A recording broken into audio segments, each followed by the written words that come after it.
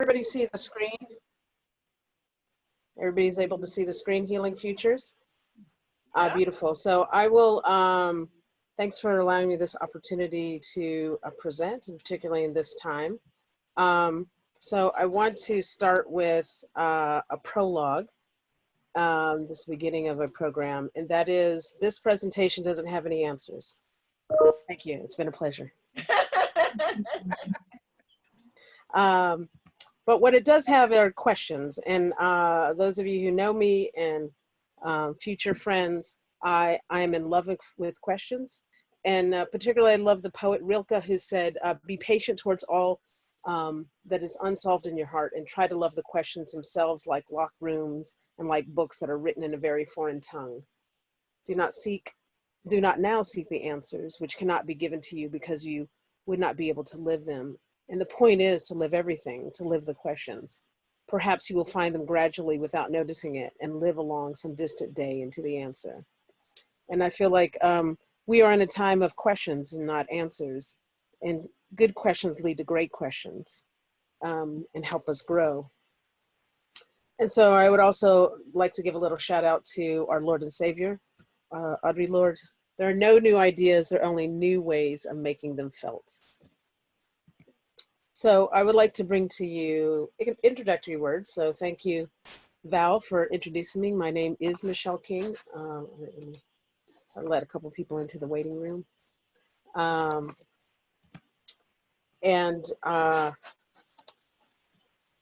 am a history teacher by training, a social science teacher, a longtime teacher of middle school, taught in one of the most dangerous neighborhoods here in Western Pennsylvania, Mount Lebanon. Then shout out, and my girl Sandy G is from JMS, where I was at. Much love for showing up. And then I spent about 5 years at the Environmental Charter School, and now I'm on my 3-year anniversary of leaving the classroom to ask different kinds of questions. And this is important because I started well over a decade calling myself the learning instigator. And in many ways, I actually wished myself into the future. And so I go by learning instigator, love activist, beloved community architect, local troublemaker, and so many more. And that is possible because I actually created a university called MSU. And it is a life university that anoints you degrees based on the things that you have acquired over the course of your life. So if you're interested, I will send you a blank diploma where you can make as many copies as possible and fill them in with the skills that you have acquired just actually in the last 4 months. But overall in life, and I feel like so many ways we have acquired quite beautiful skills, and what really I think is quite our beauty and essence of what we bring to the world, bring to our classrooms, bring to our families and friends. So yes, please, this degree is acceptable anywhere, but definitely for me. So I want to say something about language, because I think language is incredibly powerful, and I have felt that, or I guess maybe I've come more in tune that language is actually meant to be life-giving and life-affirming. I really like the author, Robin Wall Kimmerer. She has a book called Braiding Sweetgrass, and she says, our language carries no responsibility to heal the society that systemically sought to exterminate it. And I thought, like, how might we be reattuned to language? How might we call ourselves forth in the future to what needs to happen? And so just even think about how we think about the environment. I've been thinking, she writes in her book about, and in this article, about revolutionary pronouns. And so I am changing my pronouns to ki and kin, because grammar actually shows us how we have connections through language and connections to each other. And there's an Anishinaabe word meaning the beings of living earth. It's a long word, and she took the part ki to represent all living beings, or all beings living on earth. And the plural of ki are kin. And I feel like, what is the language that keeps us connected to each other? Because in many ways, I feel like we've outgrown our labels, our labels that keep us separated from each other. And what would it mean to go by to call forth our names that see us connected. And so I'm a big fan, and I will talk a lot about words and language that come up for me, but I think this is a good time to be reacquainted with language. My other fascination is with time and space. I've been long terrified by space, and then I realized this planet is in space, and that blew my damn mind. Because I was like, I don't have to go anywhere. I'm actually already a space traveler, and so are you. And the spaces I'm actually most interested in are the spaces between us. And those spaces I don't believe have been fully interrogated because we still are separate from each other. And so, um, like when I look at time and the vastness of time, the history of the universe is 13.8 billion years old. And that makes me think like, oh, I'm slightly insignificant in this whole story. But it is possible that I can make a tiny dent in the world. And so that brings me to this notion of time. At best, we will maybe get 30,000 days. And I did my calculations. I like to do it from time to time. And I've currently burned through almost 19,006 days. And I thought, like, we're not guaranteed any time. But with the time that I do have remaining, and ever since I've been really considering this notion of time, it's like, what do I do with that time? And this brings me back to words. And there's a word that I think I was born with this word. I was born with the longing of this word. As a kid of an immigrant Ethiopian mother and an African-American father who's in the military, I've been constantly searching for home and belonging. And when I go back and look at the word belonging, the B part of that means to be set upon or to be acted upon. And longing means a kind of yearning or desire or craving, but not quite, because it also means references a kind of weariness or sadness or dejection or sorrow. But ultimately, I believe belonging is what it means to be human. And so to be set upon by this longing of what it means to be human in all of its kind of beautiful complexity, its joy and its sorrow. And an aspiration of mine is to create spaces of belonging wherever I go. Which brings me to another word, which is dependence. My mother raised me to be pathologically independent, but that actually isn't true because no part of my life is done by myself. No part of this learning experience is done by of us individually. In fact, it is co-created. Like this moment could not be replicated because each of us are showing up here with our lived experiences, with other people's wisdom, and co-creating meaning in space. And I'm thinking of this idea about the American dream. And I was reading this piece in Scalawag that said the American dream is an individuality project that is going to kill us collectively. And so how do we, particularly in times of a pandemic, social strife, economic downfall, how might we think about dependence? And that brings me back to words, right? So how might we think about, instead of an egological, to be more ecological, that we see ourselves connected. And I feel like, you know, as teachers, it took me a long time that I realized actually what I was building community and building society.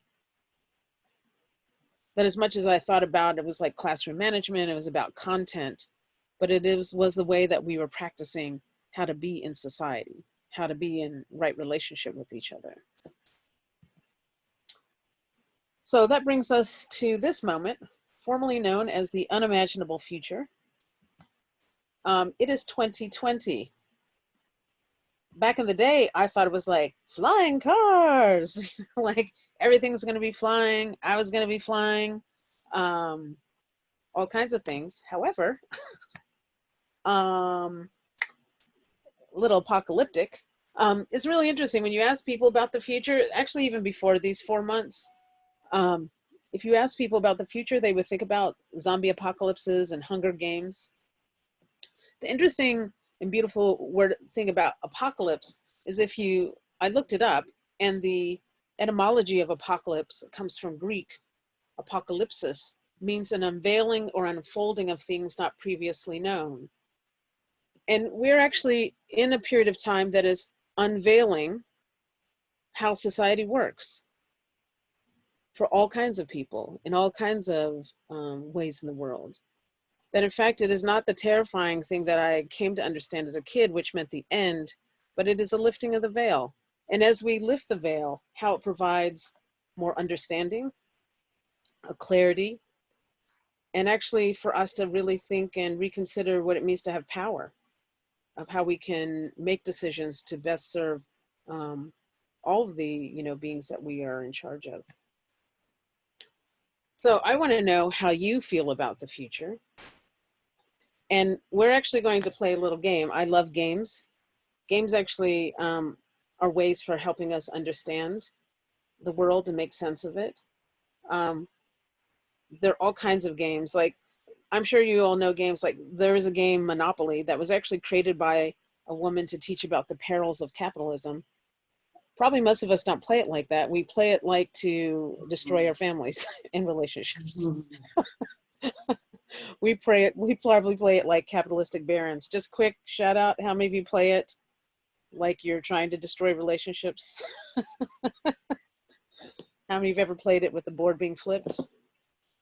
Yes, we're not playing that way, but games can teach a lot about ourselves and society, and there are ways to kind of practice. So there's not one singular future, but in fact, we're actually co-creating the future, and it is ever changing. So if you could take out a sheet of paper, it doesn't have to be a big one, just a scrap sheet of paper, and we're going to play a game called the Polak game, or Where Do You Stand?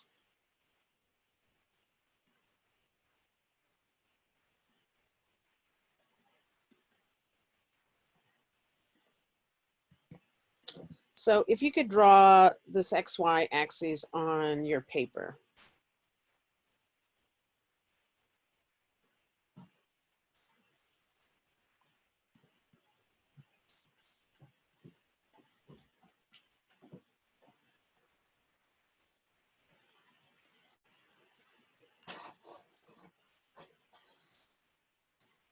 Does everybody have that? All right.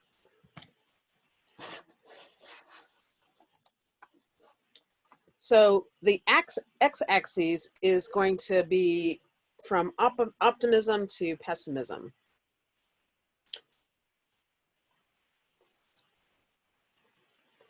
And so just thinking about on that axis, I can't even say x-axis. In the next 10 years, do you see the future, see the world getting better or worse? So just kind of get a gauge of where you are on that axis.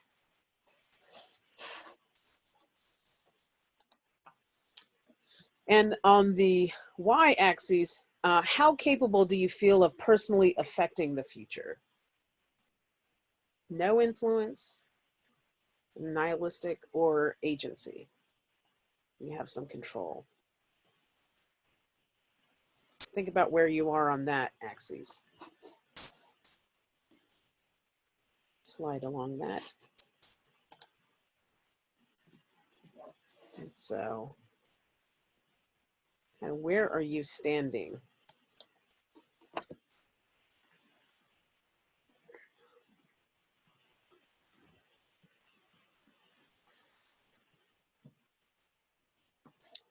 And if you could put in the chat box what kind of quadrant you found yourself in, upper left, upper right, lower left, or lower right.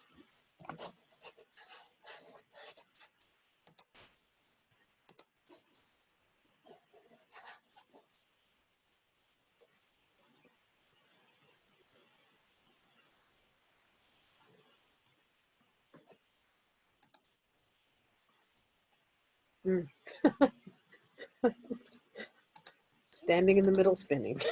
Like that one.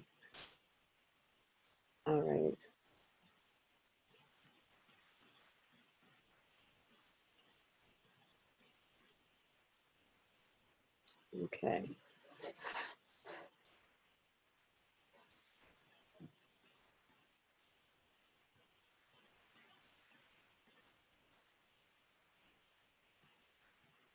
In the middle.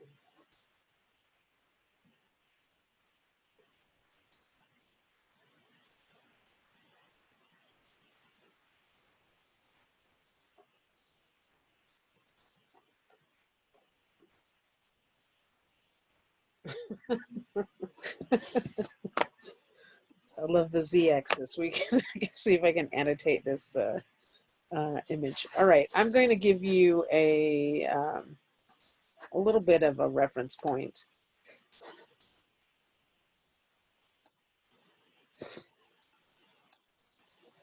So now having this kind of descriptor, if you're in the upper left, you would kind of be considered service oriented.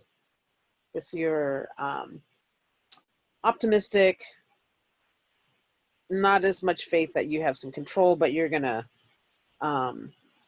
in things. If you're upper right, you're powerful or agentic. Things are getting better. They're good and getting better, and you can act to make things better. Lower left, I guess you're nihilistic. Like, things are going south and you have no control. Que sera, sera. Whatever will be, will be. Or lower right, things are getting worse. You're realist, stoic, but you feel like you do have some agency. Do you think those descriptors have you in the right place?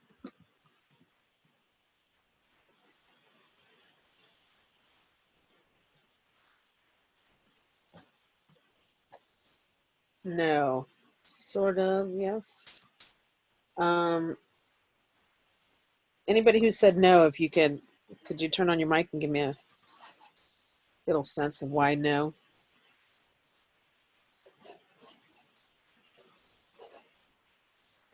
Depends on the day, yes. Hi there, my name's Denise Hill, and I'm in that lower left quadrant. And one of the reasons I said that is because I feel a huge sense of responsibility, but I feel like I'm making very small impacts with everything I try to do, and that the best I can do is try to make my impact now so that there's a stronger impact in the future. And I think it's going to take longer than 10 years. I have a longer span on that one. I'm thinking maybe 20 to 50 years. So the time frame for me was just too short to feel any more powerful about that. Thank you.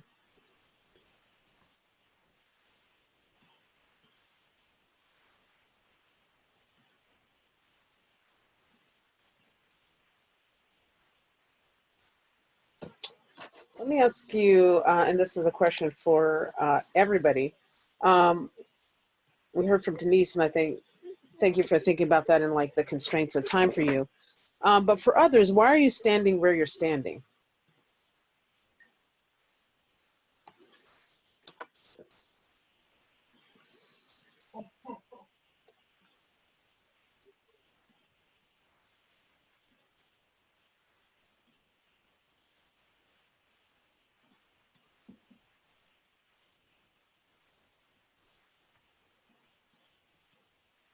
I can go, Michelle.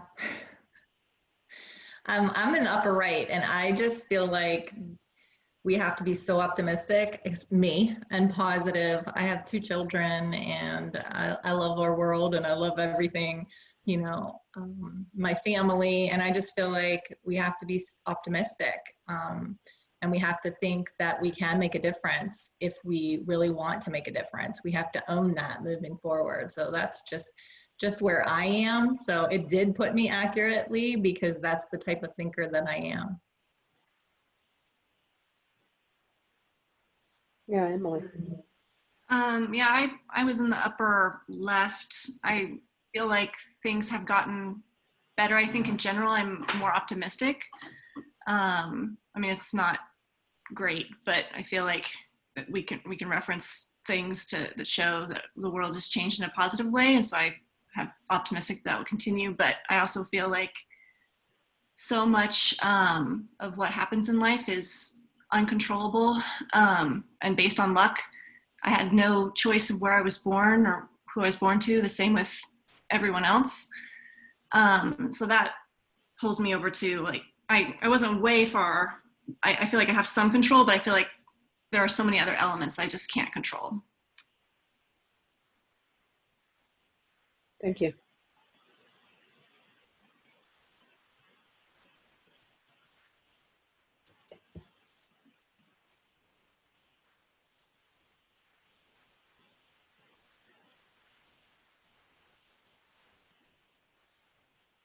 So I'm just barely in the right quadrant. Am I registering with you? Upper or lower? Upper. Okay. Just like a teeny bit, just almost by the nexus there. I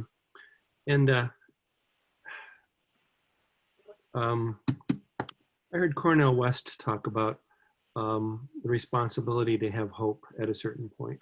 And I think I have more hope than optimism. I'm going to insist on being hopeful.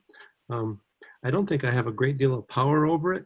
Maybe I believe more in service toward these things. But so I drove by a whole bunch of white people on the Mid-Island in Forest Hills yesterday holding up their Black Lives Matters signs. And I just think we're at a little different point, and at a point where we might make progress, as horrific as the current moment is. So, and that isn't speaking to the environmental deterioration and global warming, of course, but that's really why I gave a talk about creativity this morning. I'm hopeful that we can teach our children to be creative, and they'll help us change. Thank you. Well, I want to offer a view because we, live with people with all different kinds of opinions. And I also appreciate, I forgot who said that, it depends on the day how you feel about things. So I have this, like how other quadrants see you from where you stand. So for example, if you're in the upper right quadrant that's powerful and agentic, people in the upper left think you're deluded. People in the lower left think you're realistic. People in the or lower right think you're unrealistic. People in the lower left think you're oppressors. And so look at where you are in the quadrant view, and then look at how people see you.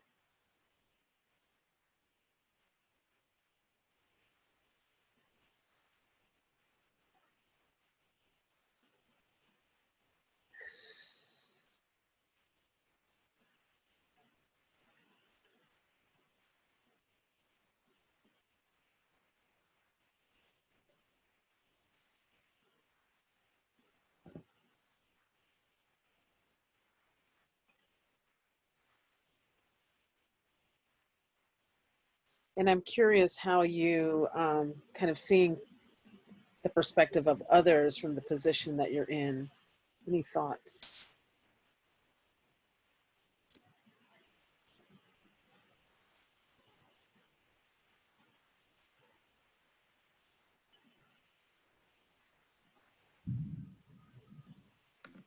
Well, there's a lot of judgment here.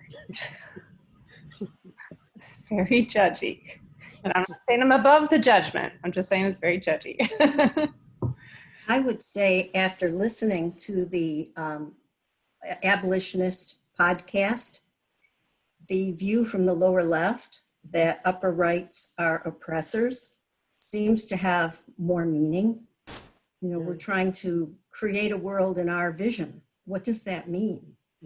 And the other thing I would say is I think of all of this in terms of generation to generation to generation.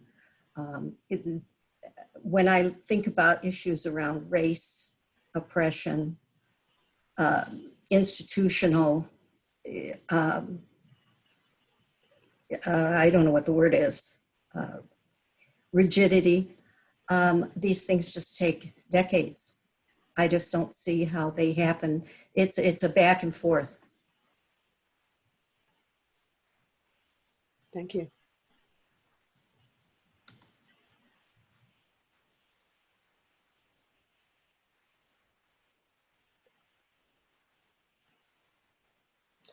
If we were in person, I would actually have us stand along these axes, physically stand. And in engaging in conversation and asking questions, we may move along these axes because we are fluid beings, right? We are not often in just one position, we stay there. And what I think is critical about these times is not just seeing where we stand, but see where other people stand in relation to us and how we listen. I think one of the fundamental practices, I think, in being in community and being in the beloved community is a listening practice. In the tradition I study, I've learned the 4 levels of listening. At the very base level of listening is the wonk, wonk, wonk, wonk, Charlie Brown, not even listening, right? Person is just, you're just waiting for that person to take a breath and you sneak in. The level above that is where I actually believe we are, and perhaps moving from, but is this kind of predatory listening. We listen for whether people are for or against us. We hear their political party, we hear some aspect of them, and we want to cancel folks. Oh, you're not for me, you're not my people. The level above that is actually where we are, I believe, inherently as human beings, where we listen empathically. That we can listen to someone's story without this judgment or without trying to problem solve or anything, but just hear people's stories. And I thought if you can get there, that's pretty amazing. But in fact, there's a level above that, and that is to listen people into their own wisdom. That there are ways of listening in which we can be curious. The ways of listening that allow for space. And one of the big, I think, to think about how much we're governed by fear. And it feels like fear is constantly being stirred up. But a great antidote to fear is curiosity, to tell me more. And so how do we, in the places that we stand, actually practice courage and practice curiosity?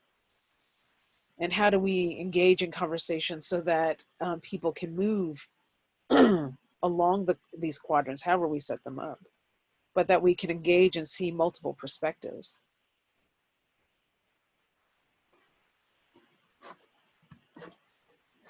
And so that brings me to a word or 2 words, lineage and ancestors.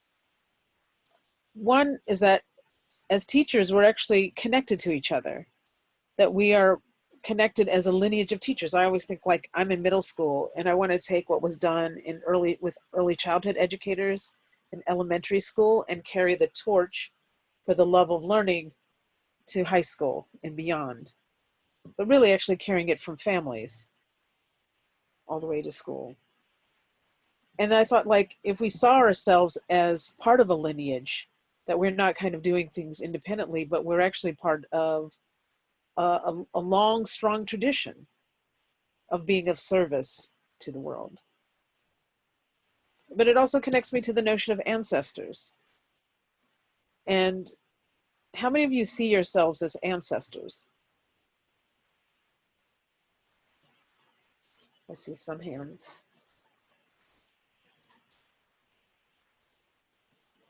And yet we are all ancestors. And we are all wishes. And we are carrying on those aspirations from generation to generation. We carry it through our skin, through our stories, through our food. Shout out to rhubarb. Through all the ways that we are connected as beings. And I'm really a fan of James and Grace Lee Boggs. Shout out to Detroit, Michigan. And she said, you cannot change any society unless you take responsibility for it, unless you see yourself as belonging to it and responsible for changing it.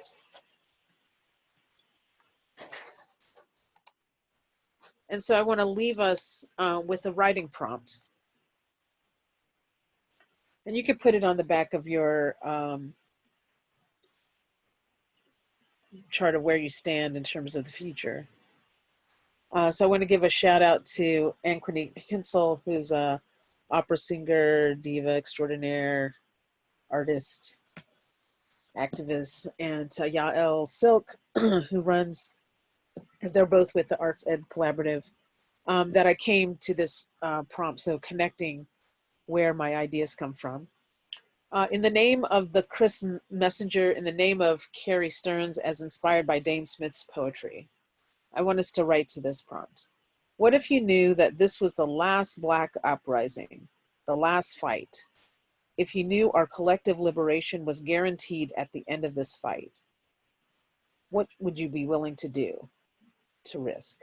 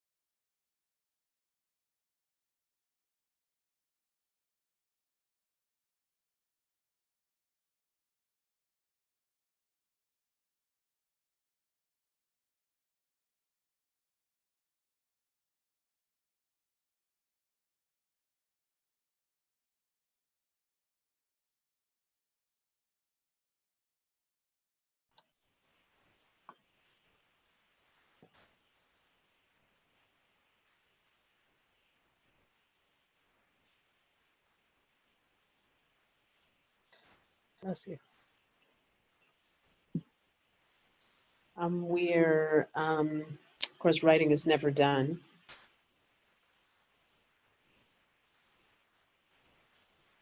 And as you finish up your thoughts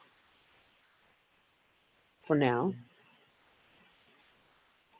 I would love and be honored if folks would love to share by turning the mics off and or by typing in the chat how you took up this question.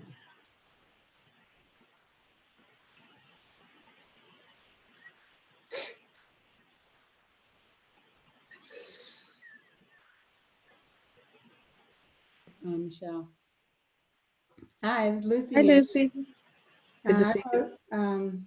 If this was our last fight, and I know we would win, is there a limit? What cause is not greater than freedom and real equality? I think about the low hum of fear that we all have as we worry that our loved ones are only valued by us, that we are expendable ourselves. I would give all for my great grandchildren's future. Thank you, Lucy. Mhm.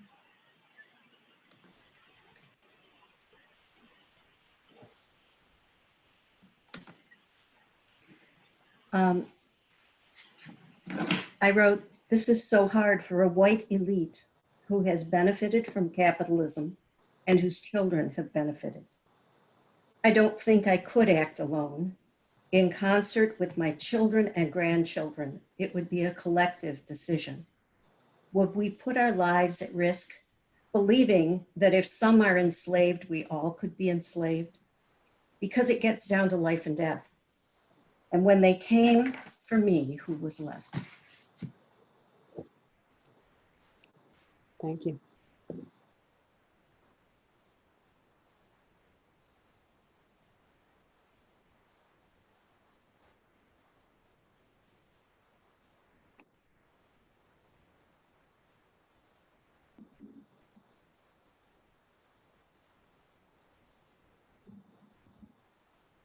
I said that um, if this were the last Black uprising and the collective liberation was guaranteed, I'd be more willing to push family and friends toward acting and enacting anti-racism, even at the loss of that relationship.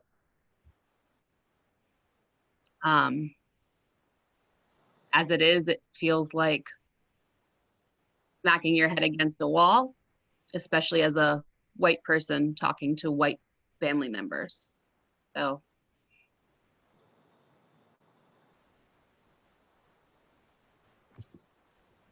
Thank you.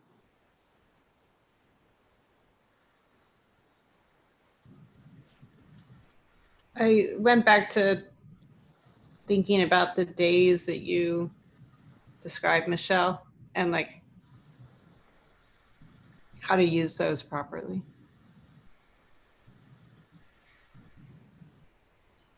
Thank you.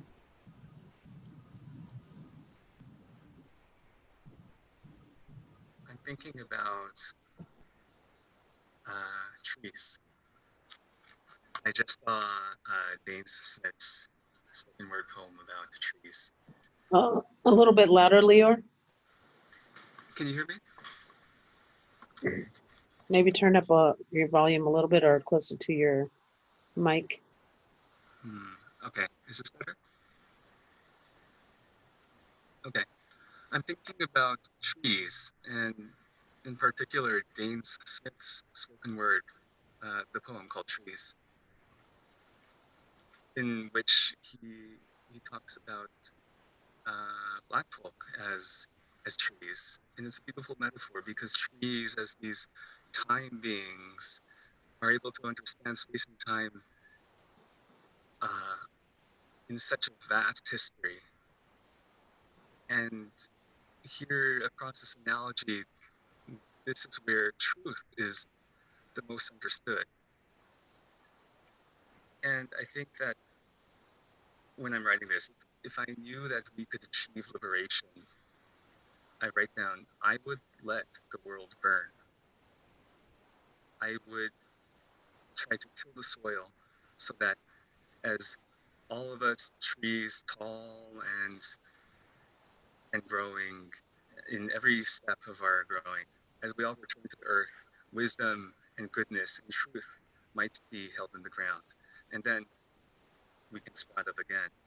Because when the fire breaks out, it is not the death of a system, it is not the death of the forest. It is a dynamic refolding, the fullest of life in ecstatic motion. Thank you. Thank you.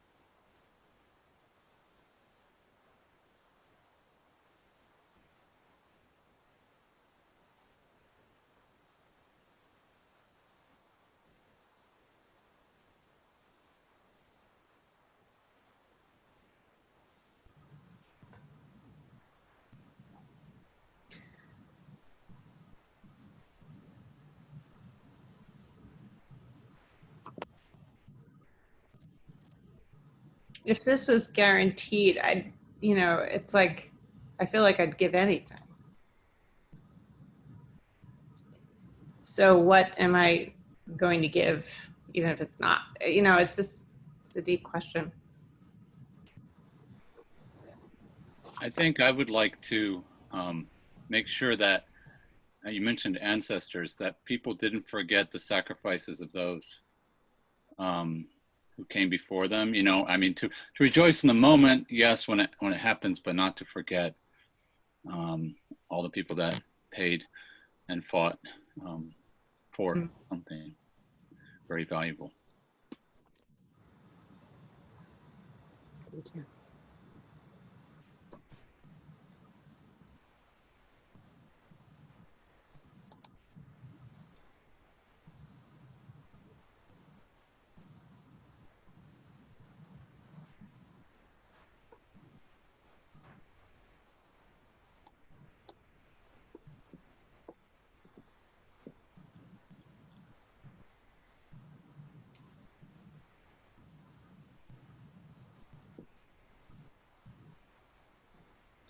I want to thank every one of you for helping to co-create this space.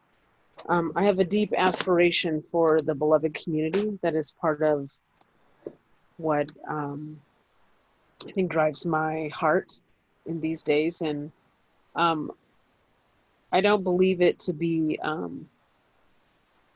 some utopian far off place in the future, but that it actually can be co-created in moments, in conversations, in grappling with questions like these.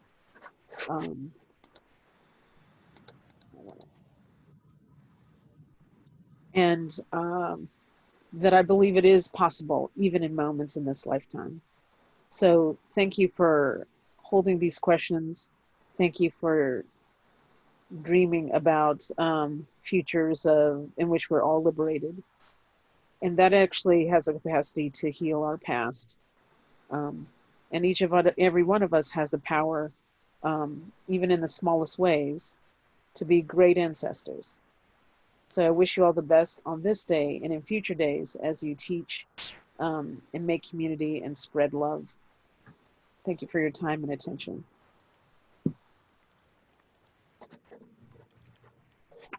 Michelle, thank you so much. Everyone is just overwhelmed right now. And I think in the chat coming through, you're going to see that. So grateful, all caps. Thank you so much. Thanks for going so big. I love this aspiration of being a great ancestor. That was incredible. Thank you, Michelle, again and again. A million hearts. Thank you so much. So powerful. You speak endless poetry. I love that.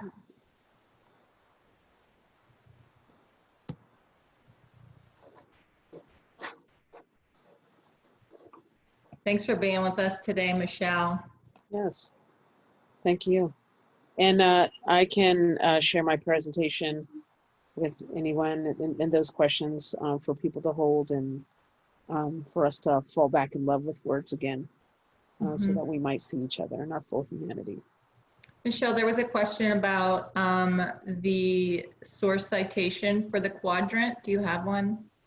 Yeah, the Pollock game. Yeah, I have that in the slides. I have a link to that gives a background to the game. Okay. I've done it in person. I did it with a ton of middle school teachers, social science teachers. And I love any kind of movement and taking position game. And the really interesting thing about that is that it's not this kind of binary place, but in fact, it like complicates where you stand and you can move along it. Yeah, so I'll share the game. And you know, we could also have done it like by annotating a slide and putting our points on there, but it helps us give a more robust view than just right or wrong, good or bad, but more complexity. But yeah, it'll have a link to that. Thank you.